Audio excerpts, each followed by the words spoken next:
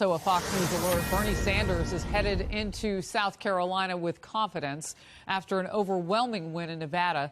And it is reshaping the 2020 Democratic field as we speak. Sanders winning a majority of Hispanic caucus goers in Nevada and coming in second to Joe Biden with black voters.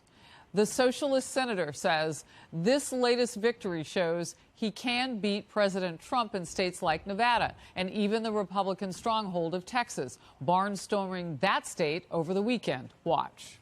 Don't tell anybody, because these folks get very, very agitated and nervous. We're going to win here in Texas, and in November, we're going to defeat Trump here in Texas. Meanwhile, President Trump weighed in on a potential Sanders matchup, telling reporters, quote, "I actually think he would be tougher than most of the other candidates because he is like me, but I have a much bigger base," end quote.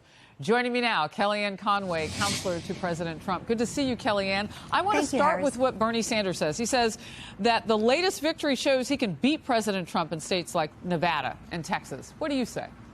Well, he can't.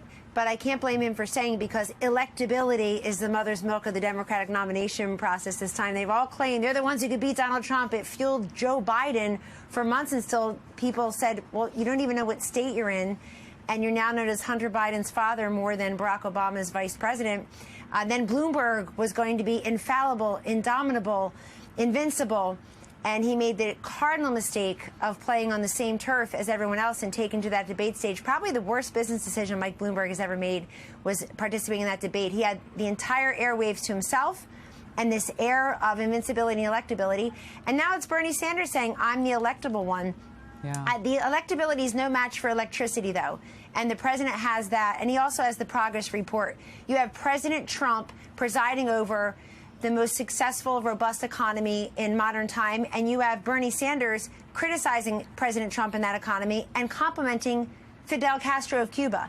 So and the contrast will be clear. You're talking about that 60 Minutes interview with Anderson Cooper last night, where he was saying, well, you don't want to emulate everything that the communists did. He was pointing out a couple things that he felt like worked, and we'll get into that a little bit later this hour. He shocked a lot of people saying that.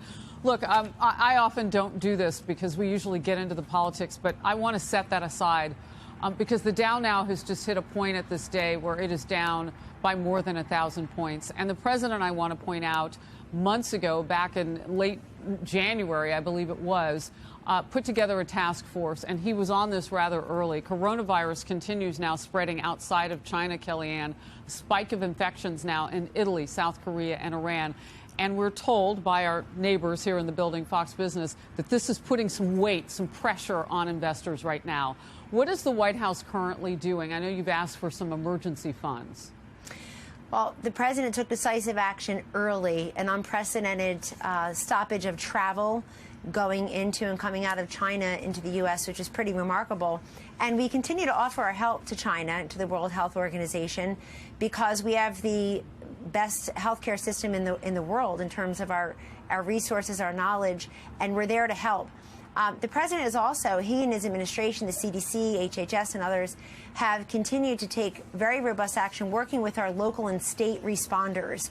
You see these flights coming out of first the Wuhan province of Americans who were there, and now these individual Americans who were on a cruise in Japan, and they are being quarantined so that it will contain any spread of the coronavirus here. I think the markets, frankly, Harris, are reacting to the fact that Italy now has about 150 confirmed published cases and a handful of deaths, which is tragic. So you're seeing it outside of Korea and China.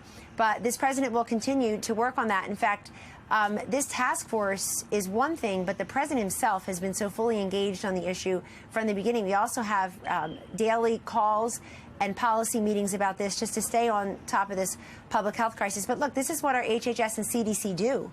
This is what the Centers for Disease Control do. They're there to make sure that to the extent we can keep the public informed and protected. And the safety and security and health of our people is the #1 priority of the president. He's delivered on that. You know, and while we're talking again, the Dow in the red down by more than 1,000 points. We're not at that point. And I don't want people to to overreact to when we bring our attention to that. They're just numbers that we don't normally see. It would have to fall by 7% of the previous day's trading amount for them to put in those breakers on trading. So we're not near that. But I do want to put a fine point on the fact that we are at a place where worldwide now there's concern. And I was reading, Kellyanne, the CDC is an important part about this, but that China wouldn't let our people in for a while to even help them out. Well, we have been asking China to receive our help, that we are here to help. We've offered it. President Trump talked to President Xi several times, as you know, that was made public. And we are here to help, and we are here to help the World Health Organization as well. But there's so much uncertainty, and that's why the market is responding in part thusly. We just don't know everything about this coronavirus. Obviously, it's different than other viruses. I mean, I will say that everybody knows, but it's worth repeating, the common flu and, of course, pneumonia will, unfortunately, sadly, take the lives of many Americans this year and already have this flu season. But that is something that we know at least how to manage and protect ourselves against. But we're doing everything we can, and the president is briefed on this daily. Okay. Kellyanne, I appreciate you walking away from politics and handling a little bit of breaking news with me. It's important. It is very important. And the numbers that you're talking about of the flu, very important as well. We've been reporting it here on Outnumbered Overtime. I am going to jump back into politics with you for just a moment. Axios is reporting that the administration has put together a list of officials who may be working to undermine the president. Quote, the Trump White House and its allies over the past 18 months assembled detailed lists of disloyal government officials to oust and trusted pro-Trump people to replace them. What's the White House reaction on that reporting? Well, first, that refers to a meeting from January of 2019, so 13 months ago, that I actually participated in. I was in that meeting, so I differ a little bit with the details as they've been reported. I think the most important list to, quote, put together is of people who are able and willing and qualified to fill unfilled positions in this government at the highest mid and mid levels. That's the most important list, are people who want to work to promote the agenda and want to work on behalf of this country. We all take an oath to the Constitution and we work for the country. But we should not have people in government who are undermining the president's agenda. The president got elected because his issues, his ideas prevailed, and the woman he beat, hers failed. And I even saw in some of those testimonies, I would never question somebody's patriotism, never. But I do question their relevance. People there saying, well, I think it should be this, or my presumption was that, or my view is this. You want your views to become policy. You need to put your name on the ballot and become president of the United States. But there are so many unfilled jobs, so many wonderful people who want to be considered for those jobs. And let me be fair.